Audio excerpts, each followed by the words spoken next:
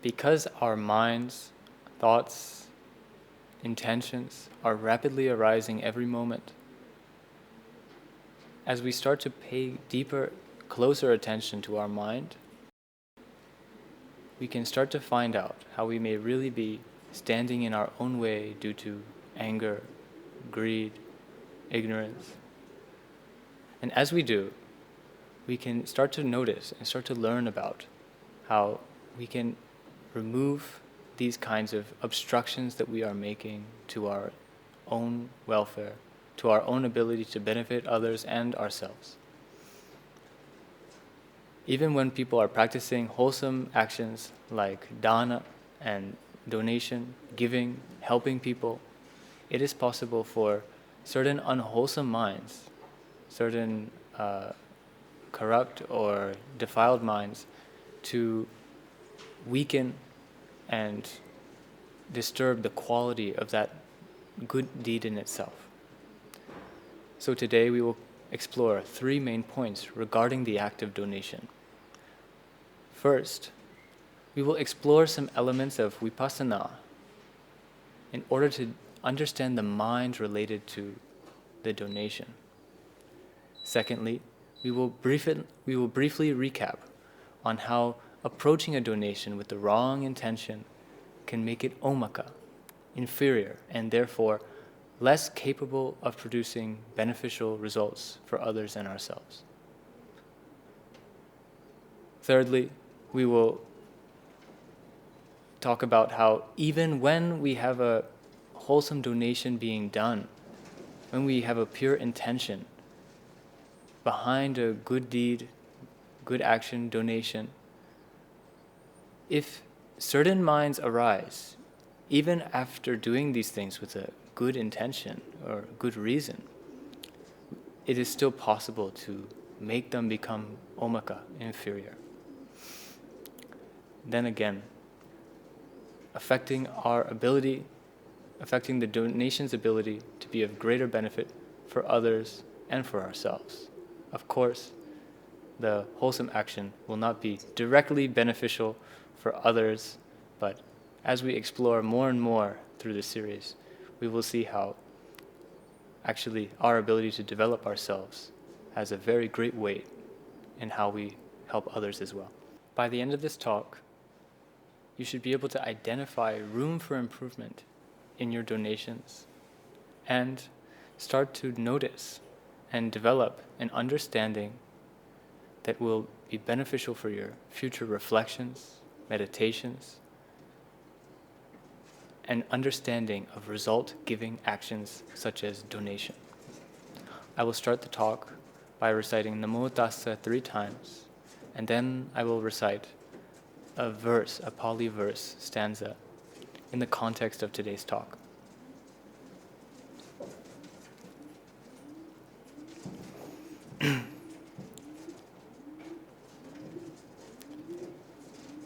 Namo tassa bhagavato arahato samma sambuddhassa. Namo tassa bhagavato arahato samma sambuddhassa. Namo tassa bhagavato arahato samma sambuddhassa.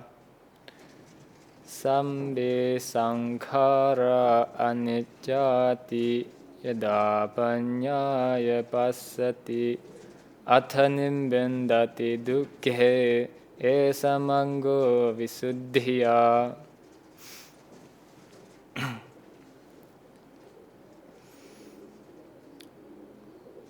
All formations, whether physical or mental, all formations are impermanent, subject to passing away. Having known this with wisdom, one grows tired of suffering. This is the path to purity. All formations, mental and physical, are actually impermanent. Because we only experience a mental image or mental representation of any object, a citta nimitta in Pali, because we only experience a citta nimitta, we can easily understand how all the colors you see, all the sounds you listen to, all the smells, tastes, touches you feel are actually exterior to the mind. And as we start to separate and understand as separate this mind and body, we can also start to understand and pay attention to how every single mind that had taken any object before opening this video has already passed away. Even now, any sound, each word that you may hear, each syllable, each silence in between each syllable, whatever you hear, whatever previous object you had been taking as an object, the mind taking that object has already passed away. And you can notice as well, as a man who would be lying in a hospital bed, sleeping, the moment he comes out of his sleep, he wakes up and hears the sound of the nurses talking outside of his room. All those minds that were sleeping have already passed away. And once he hears or starts paying attention to the sounds of the cars passing by outside of the window, changing his focus from the sound of the nurses on the other side, his mind has already taken another object, and all those minds before that, including those listening to the nurses talking outside, have already passed away. And if he were to, even for a moment, notice the feeling of his breathing in his chest, or the feeling of the air in the hospital on his body, anytime he were to shift his focus into any of those objects, whatever mind was taking an object before that has already passed away. Understanding and developing this perception of impermanence, contemplating impermanent, impermanent, impermanent, aniccā, aniccā, aniccā, while properly observing mental and physical phenomena. This is an element of vipassana meditation. And we can start to notice that as our minds are rapidly arising and perishing away in a linear stream, and as our minds always take objects and arise with intention, there are an immense amount of minds that are with intention arising in our mind stream as we perform certain actions. And as the Buddha has taught, Cetanā ham bhikkhave kammam vadāmi, it is the intention which is the kamma. So as we do wholesome or unwholesome actions, it is our mind which is arising with intention. And as we do wholesome or unwholesome actions, there may in fact be a great deal of result-giving minds, result-giving intentions, that are arising at those times. So in just one day, there may in fact be countless wholesome or unwholesome result-giving minds, intentions arising in our mind stream. In even just half a day, in just one morning or night, even in just 1 hour, even in a matter of minutes, there may be an immense, millions, billions, maybe even countless, wholesome or unwholesome minds that have the capacity to bring future results arising in our mind stream. And even as those minds and the intention that arose with them pass away so rapidly. The intention leaves behind a certain force. That intention has the capacity to bring future results even though it passes away right there. So now we can imagine if we were to organize a donation of a school for a poor village, a lot of us would naturally look forward to that. A lot of us would naturally see that as something very, very good and beneficial, and we would want to do that. We would look forward to that. Dānam dasamiti. And this mind towards the donation, ideally happy and joyful about the donation, is known as Pubba Cetanā in Pali. And now again, the quick mind rapidly arises and passes away again and again, even millions, billions of times in a few seconds. And so as we look forward to a donation, happily, joyfully hoping to give a donation for hours, days, weeks, even months, our mind is actually developing an immense amount of wholesome minds towards that donation. And as we will understand more and more, this is actually going to make the Kamma, the good karma, much stronger. And now, as we can start to understand this quick nature of the mind, we shall adjust our focus and start to explore the impact of a defiled mind even on our wholesome actions such as giving. As we can see in the case where a walking by man, in hopes of demeaning or somewhat insulting or pushing himself up, disrespectfully throws money at a homeless man sitting on the ground, we can understand that there is a wholesome mind arising in the mind stream, at least at some point, for him to be giving that money to the homeless man.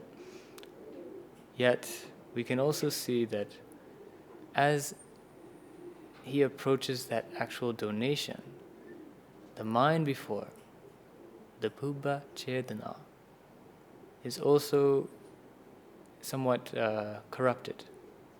There is a mind intending to hurt or push down someone else. And we can also see a case where a woman at a restaurant with her friend watches her friend give a nice tip to the waiter, and because she cannot bear to look lower than her friend, she cannot bear to look like her friend has more money than her, she instantly pulls out a large amount of cash to offer to the waiter in order to show that she's higher than her friend and to remind her friend of that. Well, of course, there is a wholesome mind of giving the money to the waiter that will be useful and beneficial for him in some way. Yet, we can also clearly see here that there is a mind approaching the donation that is somewhat corrupted. This Pubba Cetanā is, this mind has become omaka, or the donation has become omaka. That is to say, the donation that was made with an inferior intention. And so it has become omaka, that is to say, inferior, and therefore, as we shall learn later, it shall be incapable of producing certain future good rebirths. It shall still be able to produce good future results. However, it will lose its ability to be as beneficial as possible.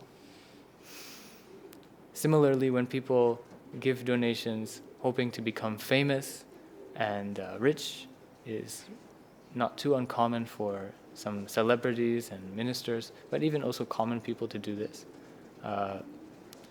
When they do with this corrupt intention or impure intention, the donation becomes omaka. And it's easy, actually, to see how going beyond any pride or conceit, going beyond getting name, gain, and fame from giving, going beyond hurting the receiver or any other person, going beyond any impure intention behind a donation, and just giving with a good respect to help and honor the receiver, how this is really truly superior. This is known as ukkaṭṭha in Pali, ukkaṭṭha Dāna. And as the Buddha has explained in the Sappurisadāna Sutta, the giving without intending to hurt or push others down, aniccā paranca anupahacca dānam deti, is a superior man's donation, a good man's donation. And it produces superior results.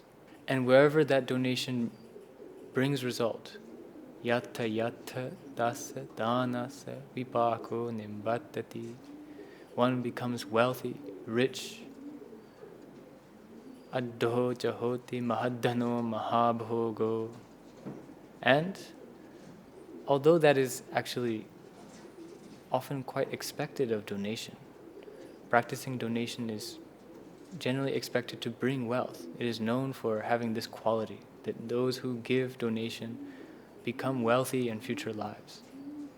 Yet, when we give without pushing others down, when we give without seeking to hurt others, then when those results, when we get the fruits of our actions, the fruits of our donations, those wealth, for example, if due to some donation we were to come upon a house, it would not easily be destroyed by fire. It would not be in danger from or destroyed by fire, by water, by kings, by thieves, by unwanted heirs.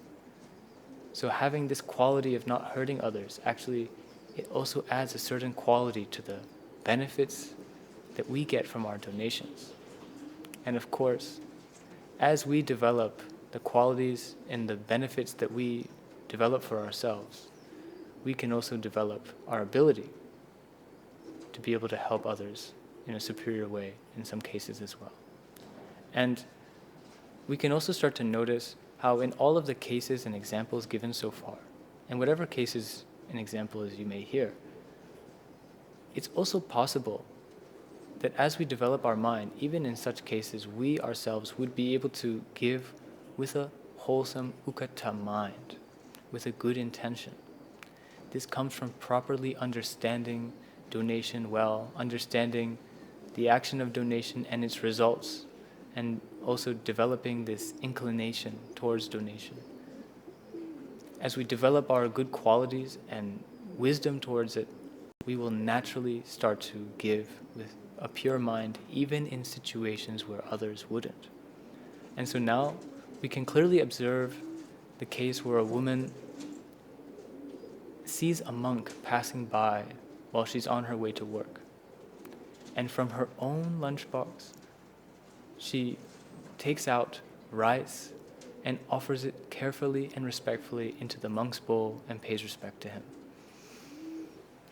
In that moment, as she's giving and handing that rice into his bowl, as she is scooping the rice and placing it in his bowl, there is a mind while giving the donation, dānam dentassa.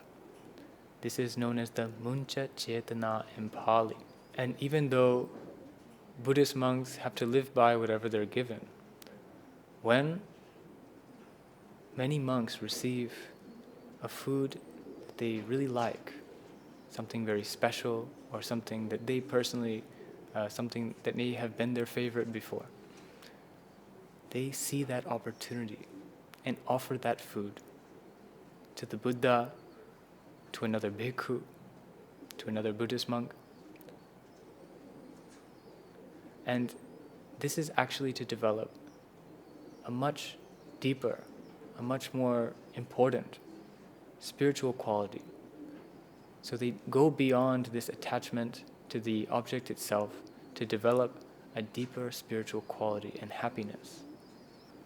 And after giving something so special, we can also easily understand how, even without any pride or conceit, he would be happy. He would feel happy again and again recalling that donation, giving up craved for foods to develop a deeper satisfaction and happiness within himself. And having given that donation of food, as he recalls that donation again and again, happily, Dānam tattva tam Paccekabuddhassa. This is the Apara or Para, Cetanā in Pali. This is the mind after the donation, towards the donation. And now we can notice another aspect of the mind as we look at the case of the sunless billionaire, Aputtakaseṭṭhi. Aputtakaseṭṭhi had made a donation to one Paccekabuddha, a self-enlightened being. The Paccekabuddhas, although not as powerful as some Sambuddhas like the Buddha Gautama, the Paccekabuddhas arise outside of the times when the Buddha's teachings are in the world, and they, having developed their qualities again and again for several lives, attain enlightenment by themselves without any teacher. However, they do not teach the Dhamma in detail to others. The Paccekabuddhas, when we make offerings to them, because they are such powerful and superior beings, our donations will be able to produce very great results. So as a receiver, they are very great, although still not as powerful as receivers as the Buddha or the Sangha. Now, after having made that donation even to such a great receiver as a Paccekabuddha, this Aputtakaseṭṭhi in that life, he came to have the regret, I should have given this food. I could have fed my servants and slaves with that food. I should have given that food to my servants or slaves. And with this unhappiness and regret towards that donation, he was not able to be so happy about that donation anymore. Due to that regret and unhappiness towards the donation, he experienced the ability of that donation to produce future results was affected. So later on, he lived his life and ended up killing the brother, the heir to his brother's fortune, so he could protect his own fortune. And then eventually he also died. He was born in hell and suffered in hell for some time. And he was also born in heaven due to the result of his good Kamma of making a donation to the Paccekabuddha a number of times. And he was finally born around the time of our Buddha as a moneylender. And he was quite rich. He had around 10 million silver coins and a lot of gold as well. And yet, when he died, there was no heir. He was sonless, Aputtaka. And so all the wealth went to the royal treasury. And it wasn't only that there were no descendants of his that would get to enjoy his wealth. It was also that he himself in that life did not get to enjoy that wealth. As he lived his life, he ate broken rice and some type of not very appealing curry or brine with it. And he also wore very rough clothing. He did not wear nice clothing at all. He wore some very rough hemp clothing. And he also, even for his vehicle, he lived he rode a very run-down old cart. Even the covering was made of leaves. So he did not really enjoy or get to enjoy the fruits. He did not get to enjoy his wealth, despite being so wealthy and so rich. And here, even outside of the topic of pure intention, we can see another factor here. Attachment or clinging. Because of that strong attachment or clinging to his to possessions and expecting things. Even when he had given some food, he had regretted it and thought that he had better given it to his slaves and servants. And here, anger towards a donation or regret towards a donation, before, during, or after, whether of the Pubba Cetanā, Muncha Cetanā, Apara Cetanā, when it is very strong towards the act of donation, may make the donation omaka, inferior. And sure, if it is in all three, the donation will be omaka as well. And as we see, some cases, some people, they may volunteer for some kind of charity or community service to improve their resume, and all the way through, they may be just waiting for it to end. In such cases, we can see that even though they're doing a wholesome action, they are loathing it all the way through. Even if it would be with a wholesome intention, if they were to be having this strong anger and unhappiness towards the action, it would also limit and obstruct the ability for the donation to produce good results. But as we give more and more and develop spiritual qualities, associate with spiritual friends, especially those who also have this quality of generosity, as we do this more and more, we ourselves start to develop this wholesome quality, this wholesome inclination towards donation. We can also develop a certain joy in donation, Dāna bhirati. And as we give with a pure intention again and again, we can start to develop this wholesome quality of Muttacāga, free generosity, freely giving, where we are able to give freely and not expecting anything in return, going beyond expecting things in return, so that we can develop a much deeper quality in ourselves. And this giving with an open hand, with this free generosity, Muttacāga, was taught by the Buddha as aniccā dānam deti, a good man's donation, as mentioned in the Sappurisadāna Sutta. And as the Kamma vipaka of giving is often associated with wealth, here, giving with this quality, aniccā Muttacāga, freely giving, with free generosity, giving in this way makes it so that one is able to actually fully enjoy the results of their wealth. As mentioned by the Buddha, ularesu ca panchasu gama gunesu bhogaya chittam namati. Because of giving it with a free mind, free generosity, without holding on to the donation, without expecting anything from the receiver, just giving,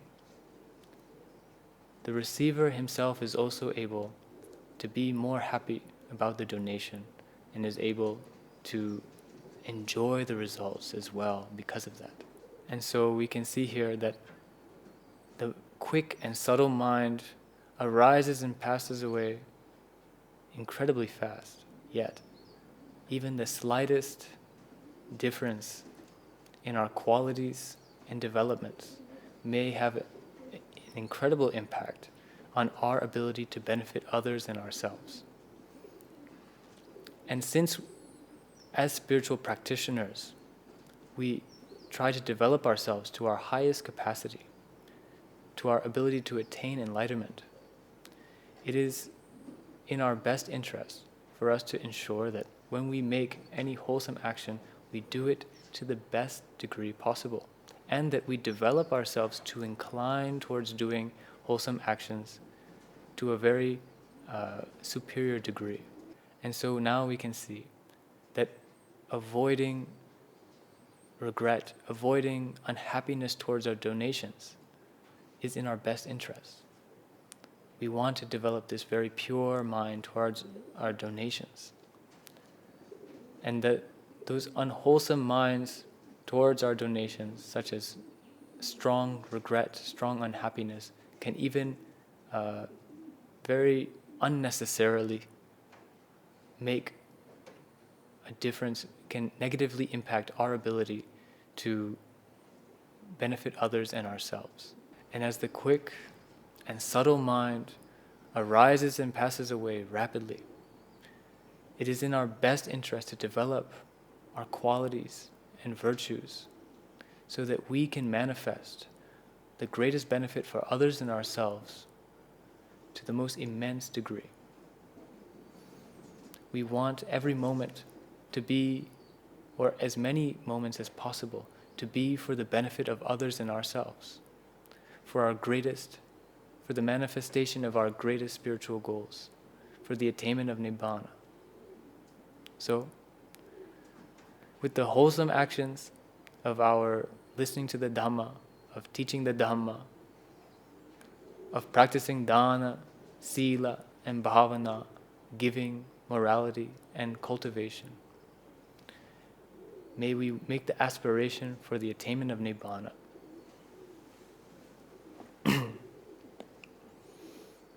Idam me punyam asavakkaya vaham hotu. Idam me punyam asavakkaya vaham hotu. Idam me punyam asavakkaya vaham hotu. Samba dukkha pamuncatu. And we should also share merits with all beings, so that whatever beings who wish to listen to the Dhamma may also rejoice in all the good actions we have made, so that they may also benefit and develop supports for their greatest benefit.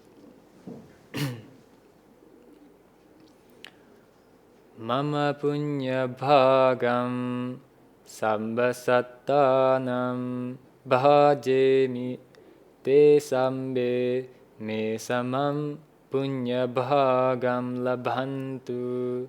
Sadhu, sadhu, sadhu.